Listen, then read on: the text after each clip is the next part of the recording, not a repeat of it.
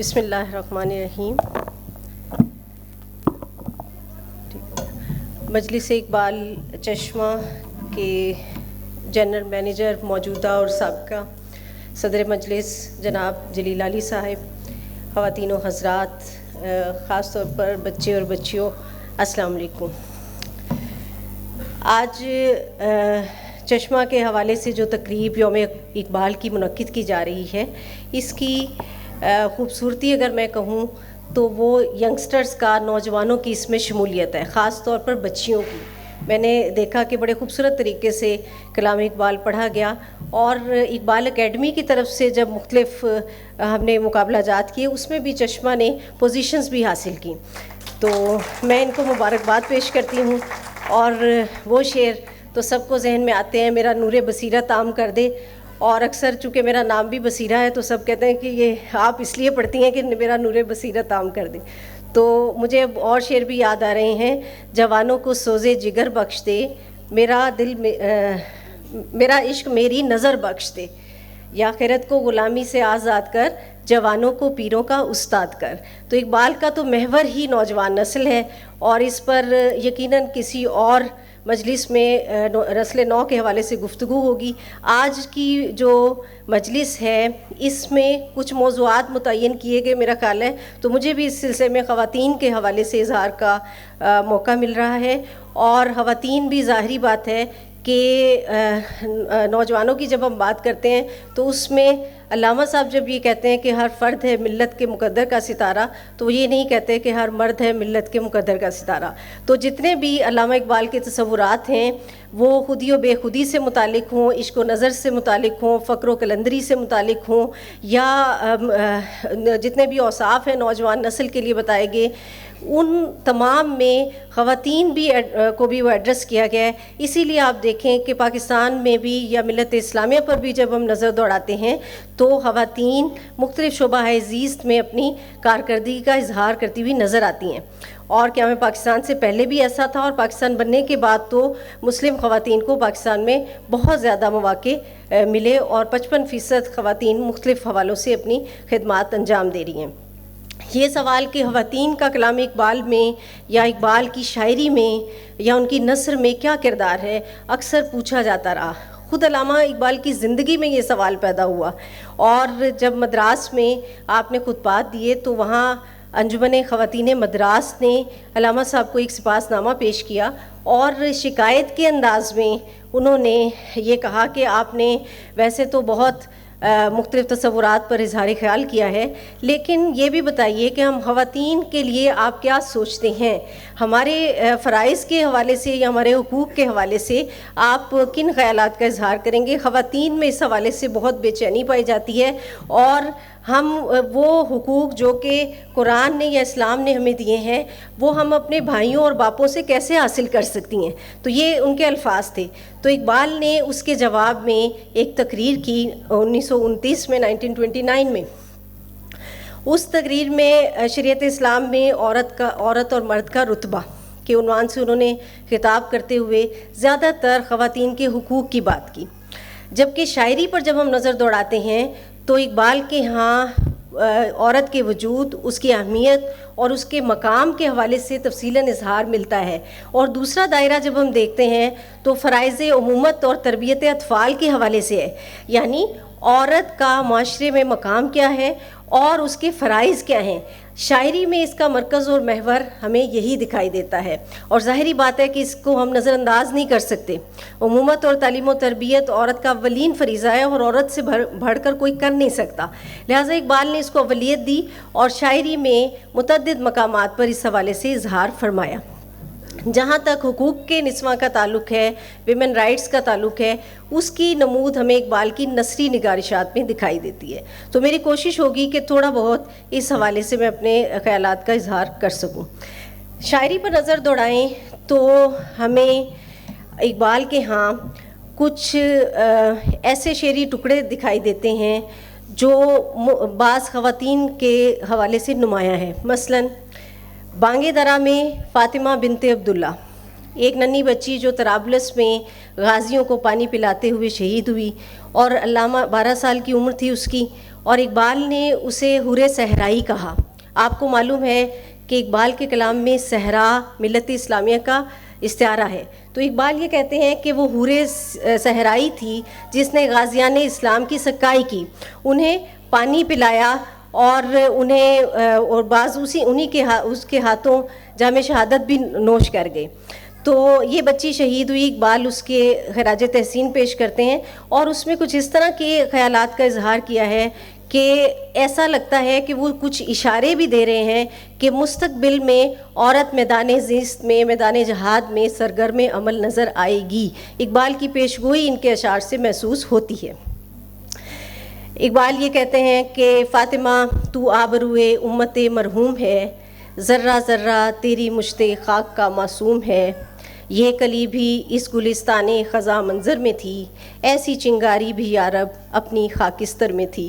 تو جب اس طرح کا اظہار کرتے ہیں تو آخری ٹکڑا اس کا بڑا خوبصورت ہے، جس میں وہ پیش گوئی کا سا انداز ہے، اس کو خراج تحسین پیش کر کے کہتے ہیں فاطمہ سے مخاطب ہو کے، ہے کوئی ہنگامہ تیری تربت خاموش میں، پل رہی ہے ایک قوم تازہ اس آغوش میں۔ اب یہ ویمن رائٹس اور خواتین کے عملی زندگی میں قدم رکھنے کی طرف اشارہ دیکھیں تو بڑا خوبصورت اشارہ ہے کوئی ہنگامہ تیری تربت خاموش میں، پل رہی ہے ایک قوم تازہ اس آغوش میں، بے خبر ہوں گرچہ ان کی وسعت مقصد سے میں، آفرینش دیکھتا ہوں ان کی اس مرکت سے میں، تازہ انجم کا فضائے آسماں میں ہے ظہور۔ تازہ انجم خوبصورت استعارہ ہے خواتین کے حوالے سے۔ برِ صغیر کا منظرنامہ اگر ہم دیکھیں تو خواتین اقبال کے دور تک اپنے نام سے اپنی پہچان نہیں کرا پاتی تھیں۔ بہت کم خواتین ایسی تھیں جو اپنے نام سے اپنی پہچان کروا رہی تھیں، زیادہ تر بھائیوں کے نام سے یا شوہر کے نام سے یا بیٹے کے نام سے اپنی پہچان کراتی تھیں، وہ اپنا نام نہیں استعمال کرتی تھیں۔ تو اقبال کا یہ اشارہ یہاں، تازہ انجم کا فضائے آسماں میں ہے ظہور، دیدائے انسان سے نامحرم ہے جن کی موج نور، جو ابھی ابھرے ہیں ظلمت خانہ ایام سے، جن کی ذوق نا آشنا ہے قید صبح و شام سے، جن کی تابانی میں انداز کہن بھی ہے، نو بھی ہے، اور تیرے کوکب تقدیر کا پرتو بھی ہے۔ تمہاری تقدیر کے کوکب، تمہاری تقدیر کے ستارے کی جھلک اس میں دیکھی جائے گی۔ تو اقبال پیشگوئی کے انداز میں یہ مخاطب ہوتے ہیں۔ اور پھر اگلا ہمیں حوالہ ملتا ہے عورت کے حوالے سے، والدہ مرحومہ کی یاد میں۔ اقبال اپنی والدہ کو یاد کرتے ہیں اور اس میں یہ کہتے ہیں کہ تربیت کے حوالے سے زیادہ اشارہ کرتے ہیں اور یہ کہتے ہیں کہ اے ماں تو نے مجھے لا الہ سکھایا۔ لا الہ کے الفاظ میرے قلب و ذہن میں ایسے راسخ ہوئے کہ میں نے اس قسم کی شعر بیانی کی کہ آج شعر گوئی کے حوالے سے ہر طرف میرے لہن کو چرچے ہیں۔ تو یہ والدہ کی وجہ سے ممکن ہوا بڑے خوبصورت انداز میں، اور یہ شعر تمام اس دنیا کے تمام حوالوں سے دیکھا جائے تو تمام لوگ اس میں والدہ کے حوالے سے استعمال کرتے ہیں۔ سب نمک جانی کرے سب کا ایک اور اس کا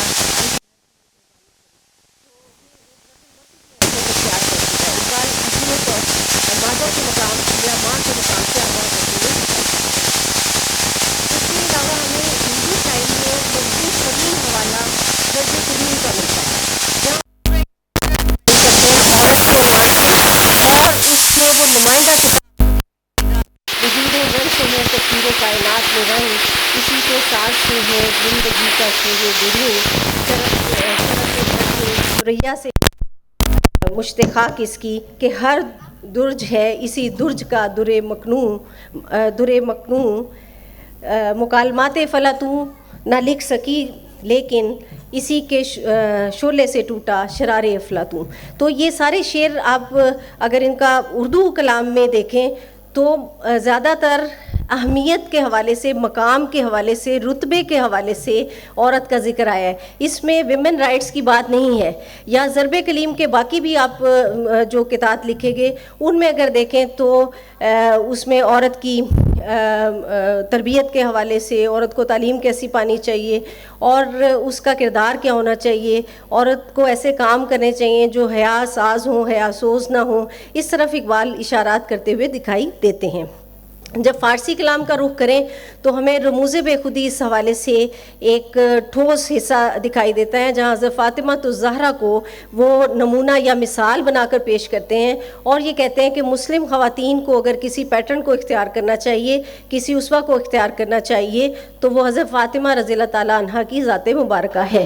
اور اس میں وہ بڑے دلکش اسلوب میں کہتے ہیں کہ حضرت عیسیٰ علیہ السلام کی ایک نسبت ہونے کی وجہ سے مریم ہمیں عزیز ہیں، لیکن حضرت فاطمہ رضی اللہ تعالیٰ عنہ 3 نسبتوں سے ہمیں عزیز ہیں۔ ان کی 3 نسبتیں ایسی ہیں جو ہمیں دلکش مرکب بنا دیتی ہیں ہمارے لیے، اور اس میں سرفہرست یہ کہ وہ محمد صلی اللہ علیہ وآلہ وسلم کی بیٹی تھیں، اور بیوی تھی وہ حضرت علی رضی اللہ تعالیٰ عنہ کی، اور ماں تھی حضرت حسن رضی اللہ تعالیٰ عنہ، حضرت حسین رضی اللہ تعالیٰ عنہ۔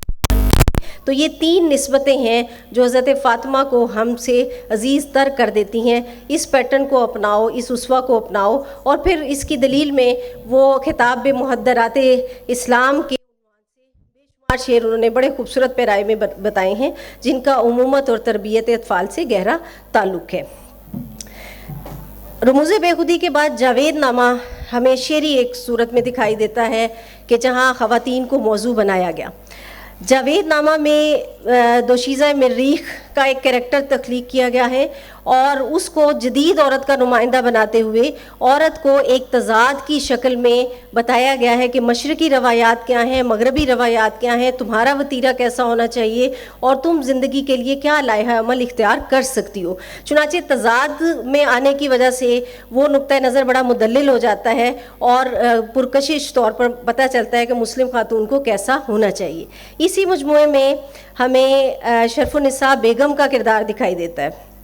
شرف النساء بیگم ایک ایسا تاریخی کردار ہندوستان کی تاریخ میں کہ جو پنجاب سے متعلق ہے، اور عبدالصمد یہاں کے حاکم کی وہ بیٹی تھیں، اور اس کا وتیرہ یہ تھا کہ وہ ایک ہاتھ میں قرآن اور دوسرے میں تلوار رکھا کرتی تھی۔ قرآن منشور حیات اور تلوار جو ہے وہ ڈھال ہوا کرتا تھا اس کے لیے، اور جب اس کی وفات ہوتی ہے تو وہ اپنی والدہ سے کہتی ہے کہ جب مجھے دفن کیا جائے تو یہ دونوں چیزیں میرے ساتھ رکھی جائیں۔ تو اقبال نے اس سے شعری حوالے سے، اس تاریخی واقعے سے یہ نتیجہ اخذ کیا ہے کہ جب تک قرآن اور تلوار مسلمانوں کے لیے مقدم رہا، جہاد مقدم رہا، اور قرآن پاک، قرآن مبین کی رہنمائی ان کے لیے میسر رہی، اس وقت تک مسلمان عروج پہ رہے۔ اور جیسے ہی مسلمان ان چیزوں سے دور ہوئے تو نتیجہ وہ پنجاب ہی کے حوالے سے بیان کرتے ہیں کہ پنجاب پر سکھوں نے جب چڑھائی کر دی تو شرف النساء بیگم کی قبر سے قرآن اور تلوار جو ہے انہوں نے نکال لیے۔ تو ایک طرح سے ملت اسلامیہ سے بھی یہ دونوں چیزیں دور ہو گئیں، تو یہ سمبولیکلی وہ اس کو بیان کرتے ہوئے دکھائی دیتے ہیں۔ یہاں پر تھوڑا سا اقبال آگے بڑھے ہیں، عورت کے اہمیت اور مقام کے درجے سے آگے بڑھ کر ایک فعال عورت کا کردار فارسی کلام میں حضرت فاطمہ رضی اللہ تعالیٰ عنہ اور حضرت اور شرف النساء بیگم کے حوالے سے وہ بیان کرتے ہیں۔ پھر ایک کردار ایسا بھی ہے جس سے اقبال اسلامی حوالے سے نہیں اختیار کر رہے، بلکہ اسے تحرک اور حرارت کے حوالے سے اختیار کر رہے ہیں، یہ بھی جاوید نامہ میں ہے، اور یہ کردار قرۃ العین طاہرہ کا ہے، اور جس نے بابی فرقہ جو ہے وہ اختیار کیا، بابی مذہب اختیار کر لیا۔ اقبال اس کے مذہب سے کوئی بحث نہیں کرتے، وہ صرف یہ بتاتے ہیں کہ تحرک اور حرارت کے حوالے سے قرۃ العین ایک متحرک استعارہ ہے، تو تحرک عورت کے حوالے سے بیان کرنا بذات خود عورت کے تحرک کی دلیل ہے۔ فارسی کلام میں آخری ایک حوالہ جو ہمیں ملتا ہے وہ ارمغان حجاز کا ہے۔ یہاں دختران ملت کے زیر عنوان بکثرت رباعیاں موجود ہیں، اور اس میں بھی عمومت کے حوالے سے کہ ماں کیسی ہونا چاہیے، عورت کو تعلیم و تربیت کیسی کرنی چاہیے، حیا اور پاسداری یا تمدن کی جڑ ہونے کے حوالے سے عورت کو کیا رتبہ اپنانا چاہیے، اقبال اس طرف اشارات کرتے ہیں۔ یوں ہم دیکھیں کہ اردو اور فارسی کلام، اس میں اقبال نے عورت کی اہمیت کو، اس کے وجود کو تسلیم کیا، اور وہ سمجھتے ہیں کہ عورت تمدن کی جڑ ہے۔ اقبال نے ایک جگہ اس حوالے سے کہا کہ عورت کا مسئلہ نازک ترین مسئلہ ہے، یہ ایک ایسا ایشو ہے جسے بڑے دھیان سے اٹھانا چاہیے۔ کیا عورت صرف گھرداری کے اندر ہی اس کا مقام ہے، یا گھر سے باہر اس کا کیسا کردار ہونا چاہیے؟ مسلم تاریخ کے آئینے میں وہ اس کو بھی دکھاتے ہوئے نظر آتے ہیں۔ جب ہم شاعری سے ہٹ کر ان کی نثر کی طرف جاتے ہیں تو ہمیں 3 ماخذات ایسے ملتے ہیں جو ویمن رائٹس سے عبارت ہیں. پہلا ان کا مضمون قومی زندگی ہے. اس میں انہوں نے عورت کے مقام اور مرتبے کو اس کی فعالیت کے ساتھ منسلک کرتے ہوئے کہ وہ کیسے تمدن میں حصہ ڈال سکتی ہے، اسے کس طرح معاشرے میں اپنا مقام بنانا ہے. دوسرا ان کی وہی تقریر کہ عورت اور مرد کا رتبہ، شریعت اسلام میں عورت اور مرد کا رتبہ، جو 1930 میں انہوں نے پیش کی. اس کے علاوہ ملت بیضا پر ایک عمرانی نظر. یہ 3 حوالے ایسے ہیں جو ان کے ہاں نثری طور پر بہت مضبوط حوالے ہیں. اور اگر ہم یہ دیکھیں کہ حقوق نسواں کی جہاں بات ہوئی ہے تو انہی میں ہوئی ہے. شاعری میں ہمیں اس طرح کی مثالیں دکھائی نہیں دیتی. شاعری میں وہ زیادہ تر مقام اور مرتبے کی نشاندہی کرتے ہیں. ایک تو اقتباس میں آپ کے سامنے پیش کرنا چاہوں گی جس سے آپ کو اندازہ ہوگا کہ اقبال کس طرح سوچتے تھے کہ عورت کو کیسا ہونا چاہیے رائٹس کے حوالے سے.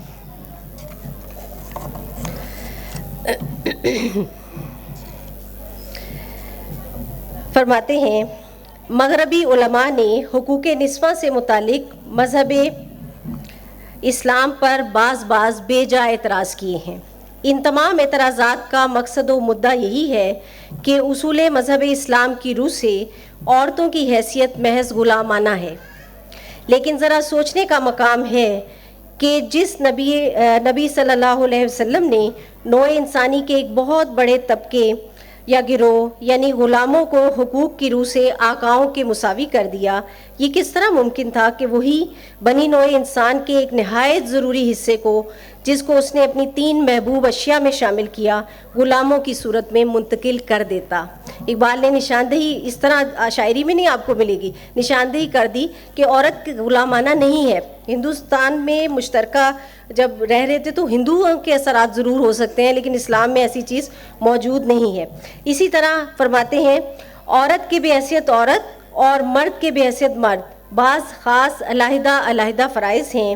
ان فرائض میں اختلاف ہے مگر اس سے یہ نتیجہ نہیں نکلتا کہ عورت ادنا ہے اور مرد اعلیٰ. فرائض کا اختلاف اور وجوہ پر مبنی ہے. مطلب یہ کہ جہاں تک مساوات کا تعلق ہے اسلام کے اندر مرد و زن میں کوئی فرق نہیں. تمدنی ضروریات کی وجہ سے فرائض میں اختلاف ہے. مدنی زندگی کے لیے جو احکام ہوں گے وہ فرائض کو مد نظر رکھ کر ہوں گے. اور نہایت واضح کہ فرائض کا اختلاف ہے اور وہ ظاہر بات ہے کہ حیاتیاتی صورت کے حوالے سے بھی موجود ہے. اقبال پھر آگے چل کر مثالیں دیتے ہیں مسلم ہسٹری سے کہ قرون اولیٰ میں عورتیں مردوں کے شانہ بشانہ جہاد میں شریک ہوئیں. حضرت عائشہ رضی اللہ تعالیٰ عنہا پردے میں بیٹھ کر لوگوں کو درس دیتی. خلفائے عباسیہ کے عہد میں ایک موقع پر خلیفہ کی بہن قاضی القضاء کے عہدے پر مامور رہیں اور خود فتویٰ صادر کرتی رہیں. اب یہ مطالبہ ہے کہ عورت کو ووٹ کا حق ملنا چاہیے. خلافت اسلامیہ میں خلیفہ کے انتخاب پر ہر شخص کو اپنی رائے دینے کا حق حاصل تھا. نہ صرف مرد بلکہ عورتیں بھی خلیفہ کے انتخاب میں اپنی آواز رکھتی تھیں. یہ ووٹ کا رائٹ جو کہ مغرب میں بہت بعد میں ملا، اسلام میں اقبال کہتے ہیں کہ شروع میں دکھائی دے رہا ہے. عورتیں بھی خلیفہ کے انتخاب میں اپنی آواز رکھتی تھیں. اسلام تمام معاملات میں اعتدال کو مد نظر رکھتا ہے. مطلب یہی ہے کہ تمام افراط و تفریط سے پرہیز کیا جائے. یعنی عورت فرائض کے اعتبار سے وہ ضرور الگ الگ ہیں، مرد اور عورت کے فرائض. ظاہری بات ہے کہ مرد جو ہے تعلیم و تربیت اس انداز سے نہیں کر سکتا، امومت کا فریضہ ویسے نہیں انجام دے سکتا جیسے کہ ایک ماں انجام دے سکتی ہے. تو یہ عین ایک فطری بات ہے. لیکن رائٹس کے حوالے سے کوئی عدم مساوات اسلام میں دکھائی نہیں دیتی. اب سوال یہ پیدا ہوتا ہے کہ اقبال نے کون سے وہ حقوق ہیں جن کی بات اپنی نثری نگارشات میں کی، عورت کن رائٹس کے نہ ملنے پر سراپا احتجاج ہوتی ہے. تو اس پر جب ہم غور کریں تو سب سے پہلی چیز تو وراثت، شادی، طلاق یا اس سے متعلقہ چیزیں آ جاتی ہیں.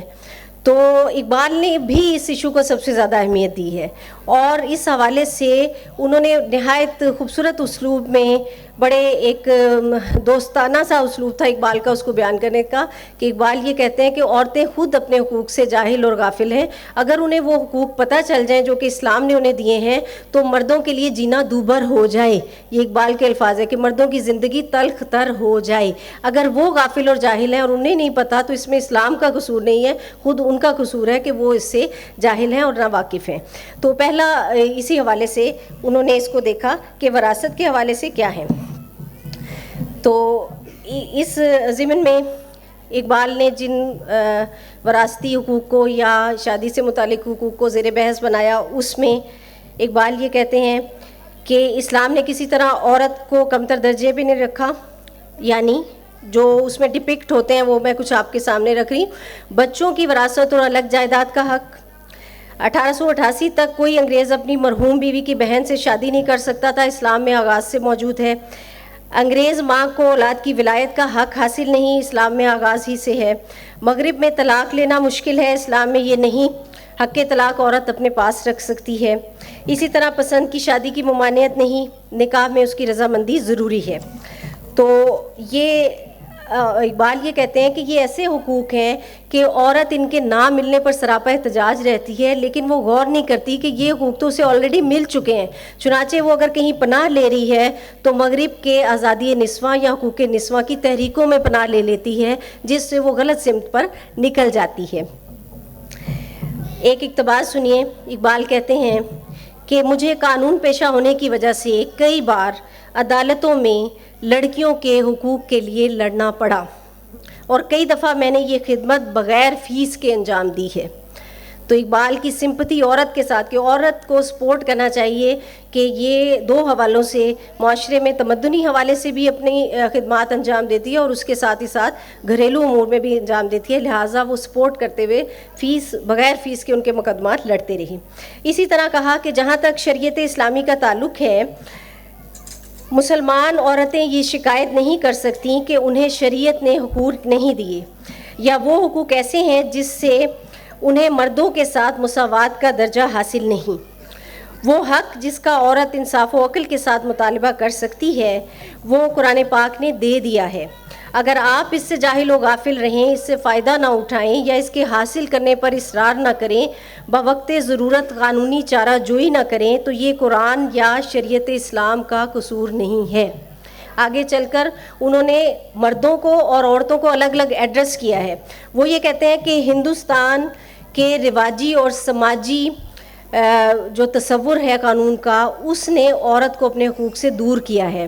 رواج ہندوستان میں بڑی بڑی عدالتوں میں لوگ یہ کہہ دیتے ہیں کہ ہم رواج کو مانتے ہیں، سماج کو نہیں مانتے، ہم سماج کو لے کر چلیں گے، ہم شریعت کو نہیں مانتے، ہم تو اپنے جرگے کے مطابق، اپنے رواج کے مطابق اس کا فیصلہ کریں گے. تو اقبال یہ کہتے ہیں کہ یہ جہالت ہے، اور اگر قرآنی اس کے مطابق فیصلے ہوں تو عورت کو اپنے حقوق ملیں.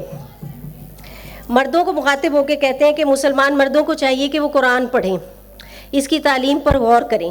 پنجاب میں تو اچھی اچھی عدالتوں میں کہہ دیتے ہیں کہ ہم رواج کے پابند ہیں، شریعت کے پابند نہیں، محض اس لیے کہ بیٹیوں کو جائیداد میں حصہ نہ دینا پڑے. ہم کو کوشش کرنی چاہیے کہ ہم رواج کی قیود سے آزادی حاصل کریں. تو یہ عین جو ہے ویمن رائٹس کے اس میں آتا ہے. دوسری طرف وہ عورتوں سے مخاطب ہو کے کہتے ہیں ایک حد تک تو ضرور مردوں کا قصور ہے، مگر ایک دوسری حد تک آپ کا بھی ہے. کیوں نکاح کے وقت آپ کے والدین نے لائق اور حقیقت فہم علماء سے آپ کے حقوق کے متعلق مشورہ نہیں کیا؟ جن بہنوں کی ابھی شادی نہیں ہوئی وہ اپنے حقوق کی حفاظت کے لیے اپنے والدین سے اصرار کریں. اگر عورتیں اپنے حقوق کی حفاظت کے لیے پورے طور پر آمادہ ہو جائیں اور وہ حق جو شریعت اسلامی نے عورتوں کو دے رکھے ہیں آپ مردوں سے لے کر رہیں، تو میں سچ کہتا ہوں کہ مردوں کی زندگی تلخ ہو جائے. مردوں کو آپ الزام دیتی ہیں، مگر آپ خود الزام سے بری نہیں ہیں. آپ کو اپنے حقوق پر شدت سے اصرار کرنا چاہیے. تو یہ ایک اویئرنیس کی بات ہے جو علامہ اقبال نے اس حوالے سے بیان کی گئی.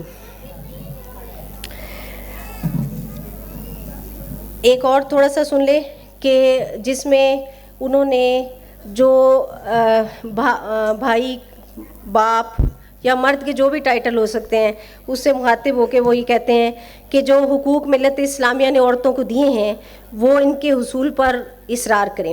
شوہر، باپ، بھائی، کون ایسا سیاہ دل مرد ہوگا جو آپ کو آپ کے حقوق سے دینے سے انکار کر دے؟ ہمیں تو ملک میں مسلمانوں کے اندر اس قسم کی رائے عامہ پیدا کر دینی چاہیے کہ جب تک یہ طے نہ پا چکے کہ آئندہ زندگی میں عورت کے کون کون سے حقوق ہوں گے اس وقت تک نکاح نہ پڑھا جائے. اور آپ یہ دیکھیں کہ عملی طور پر بہت پڑھے لکھی خواتین بھی نکاح نامہ مکمل طور پر نہیں پڑھتی، مطلب وہ چاہے پروفیشنلی بہت آگے ہوں لیکن نکاح کے وقت وہ اسی رواجی اور سماجی اس کے تحت صرف دستخط کرتے ہیں اور آگے بڑھ. تو اقبال یہ کہتے ہیں کہ اس وقت تک نکاح نہ پڑھا جائے. یہ تحریک بہت زور سے شروع ہونی چاہیے. جیسا کہ میں نے کہا کہ مسلمان عورتیں مسلمان قوم کی بہترین روایت کی حفاظت کر سکتی ہیں بشرطے کہ وہ اصلاح کا صحیح اور عقل مندانہ راستہ اختیار کریں اور ترکی یا دیگر یورپین ممالک کی اندھا دھند تقلید کے درپے نہ ہو جائیں کہ ہندوستان کی فضاؤں میں ہمیں اپنا فیصلہ اس حوالے سے خود کرنا ہوگا. تو یہ وہ پہلا زاویہ ہے جو رائٹس کے حوالے سے اقبال نے بہت تفصیل سے دیا، جو وراثت سے متعلق ہیں یا شادی طلاق اور اس طرح کے نجی امور سے متعلق ہیں، ان پر اقبال بات کرتے ہیں. اس کے بعد دوسرا پہلو ان کے ہاں تعلیمی حقوق کا ہے کہ عورت کو تعلیم کا حق ملنا چاہیے کیونکہ تعلیم شعور کے دروازے کھولتی ہے. اور اس میں اقبال کی زندگی میں بھی ایسے بہت سے واقعات ملتے ہیں جہاں وہ تعلیم یافتہ خواتین کی حوصلہ افزائی کرتی ہیں. روزگار فقیر میں بھی اس طرح کے واقعات درج ہیں، ذکر اقبال میں بھی اس طرح کے واقعات درج ہیں، اور خاص طور پر وہ واقعہ آپ سب نے پڑھا ہوگا کہ ایک یہ جو پریس ہے منشی محبوب، پیسہ اخبار کے ایڈیٹر اور مالک مولوی محبوب عالم کی بیٹی فاطمہ اس کا نام تھا، اور وہ یہ کوشش کر رہی تھی کہ بچیوں میں شعور پیدا کیا جائے کہ تعلیم کے حوالے سے وہ آگے آئیں اور اپنے تعلیمی حقوق کا اظہار کریں. تو انہوں نے ایک دفعہ اقبال سے شکایت کی کہ میں بہت زیادہ ایفرٹ کرتی ہوں لیکن میری کوششیں بیکار جاتی ہیں، میں بہت بد دل ہو جاتی ہوں اور مجھے ایسے لگتا ہے کہ نہ تو میری کاوشیں ثمر بار ہو رہی ہیں بلکہ خواتین یا بچیاں خود بھی کوئی دلچسپی نہیں لے رہی ہوتی، انہیں کوئی شعور نہیں ہے. تو اقبال نے اس موقع پر کہا کہ تمہارا کام تو زمین کو ہموار کرنا اور اس میں پودا لگانا ہے.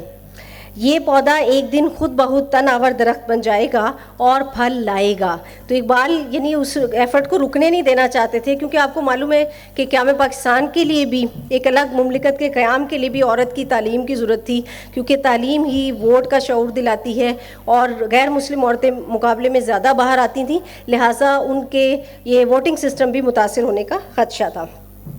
اسی طرح اقبال نے کہا کہ عورتوں کے لیے ضروری ہے کہ وہ جغرافیے کی تعلیم حاصل کریں.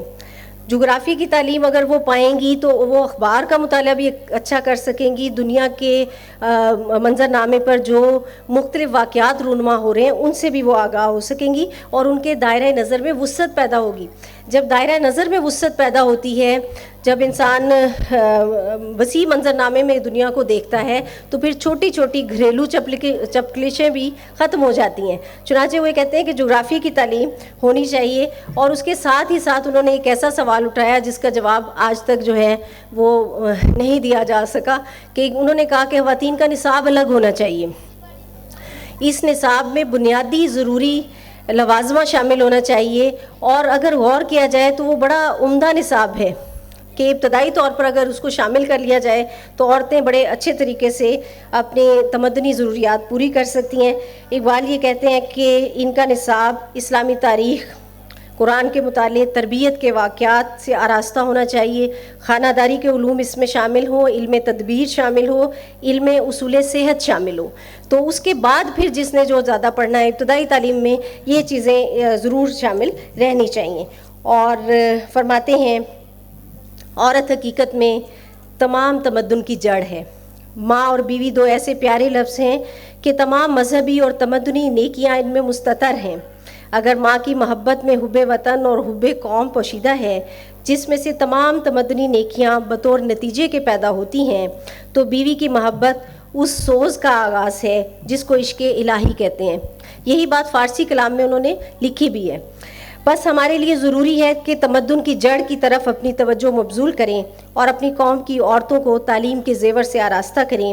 مرد کی تعلیم صرف فرد واحد کی تعلیم ہے، مگر عورت کو تعلیم دینا حقیقت میں تمام خاندان کو تعلیم دینا ہے. اگر اس قوم کا آدھا حصہ، دنیا میں کوئی قوم ترقی نہیں کر سکتی اگر اس قوم کا آدھا حصہ جاہل مطلق رہ جائے. تو وہ شیرازہ بندی کے لیے، دماغی قابلیتوں کو بڑھانے کے لیے عورت کی تربیت پر زور دیتے ہیں. یہ وہ دوسرا نقطہ ہے جو کہ ویمن رائٹس میں وہ بڑا اسٹرانگلی شامل کرتے ہیں. تیسرا اور آخری یہ ہے کہ عورت کی سیاسی تربیت کی ضرورت ہے. وہ سیاسی تربیت کیا ہے کہ اسے شعور ہونا چاہیے کہ ملک کی ترقی میں اس کا بھی کردار ہے, وہ بھی قوم کا فرد ہے.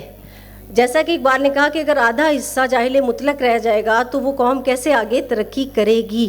وہ یہ نہ سمجھے کہ معاشی طور پر استحکام کے لیے میں ملکی ترقی میں حصہ ڈال رہی ہوں, بلکہ وہ شعور کی تربیت کے لیے اس کو آگے آنا چاہیے. اقبال کہتے ہیں کہ عورتیں, اور یہ آپ دیکھیں گے کہ بعض حصوں میں ابھی تک ہے, پاکستان بننے کے بعد بھی اتنا عرصہ گزر گیا, لیکن بہت سی عورتیں ووٹنگ کے عمل میں حصہ نہیں لیتیں, تو ایک طرح کا وہ سیاسی شعور کا مظاہرہ نہیں کرتی یا قومی تعمیر میں ان کا کوئی کردار نہیں ہے, اور کسی نہ کسی مرحلے پر یہ نقصان دہ ثابت ہو سکتا ہے.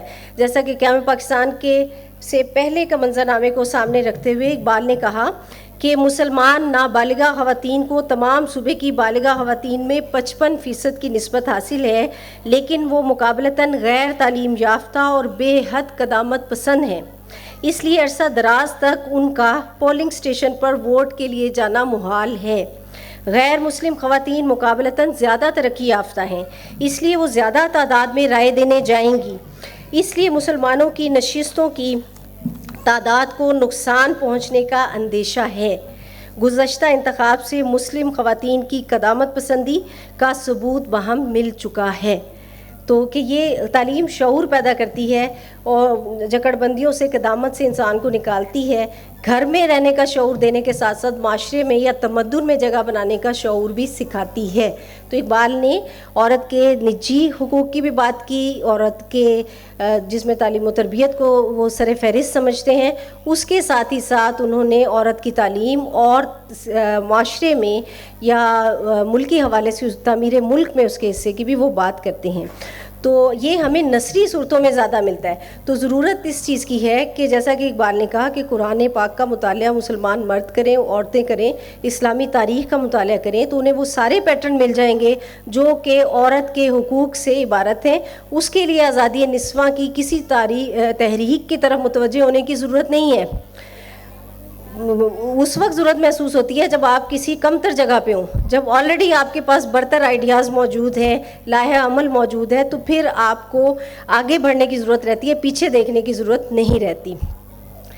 اور یہ عورت کے حوالے سے جو اقبال کا تصور ہے اس کو اگر محسوس کیا جائے تو یہ بھی اپنی نوعیت کے اعتبار سے اقبال کے ہاں اپنے ماضی کی طرف دیکھنے کا ایک رویہ ہے. ماضی, اقبال یہ سمجھتے ہیں کہ مسلمان کے روشن ماضی میں وہ تمام تعبیریں موجود ہیں جو ہمارے اچھے استقبال کی یا مستقبل کی نشاندہی کرتی ہیں. معروف قول تو آپ نے سنا ہی ہوگا, شبلی نعمانی سے اسے منسوب کیا جاتا ہے کہ اوروں کی ترقی اس میں ہے کہ وہ آگے بڑھیں, آگے بڑھیں اور آگے بڑھیں. ہماری ترقی اس میں ہے کہ ہم پیچھے ہٹیں, پیچھے ہٹیں اور پیچھے ہٹیں, یہاں تک کہ عہد رسالت مآب صلی اللہ علیہ وسلم تک پہنچ جائیں. تو اپنی جڑوں سے, درخت جڑ پر قائم رہتا ہے تو استوار رہتا ہے. خزاں اور بہار تو آتی ہی رہتی ہے, لیکن اپنی جڑوں پر استوار رہنا ضروری ہے.